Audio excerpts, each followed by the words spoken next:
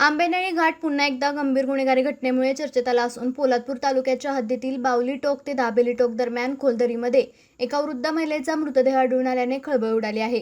अलिबाग येथील एका युवकाने स्वतःच्या आजीचा खून करून तिचा मृतदेह आंबेनळी घाटातील खोलदरीत फेकून दिल्याची धक्कादायक माहिती समोर आली आहे। मिळालेल्या माहितीनुसार संबंधित युवकाने 2 दिवसापूर्वी आपल्या आजीचा खून केल्यानंतर पुरावा नष्ट करण्याच्या उद्देशाने मृतदेह आंबेनळी घाटातील खोलदरीमध्ये फेकून दिला होता। या प्रकरणाचा तपास करताना अलिबाग पोलिसांनी संशयित युवकाला ताब्यात घेतले। चौकशी दरम्यान त्याने गुन्ह्याची कबुली दिली असून मृतदेह ज्या ठिकाणी फेकून दिला होते ते ठिकाणही पोलिसांना दाखवले। यानंतर अलिबाग पोलिसांचे पथक घटनास्थळी दाखल झाले। आंबेनळी घाटातील धोकादायक आणि अतिशय खोलदरीमुळे मृतदेह बाहेर काढण्यास मोठे आव्हान निर्माण झाले होते।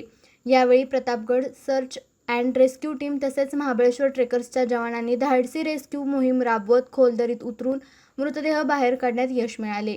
या मोहिमेदरम्यान मोठी खबरदारी घेण्यात आली।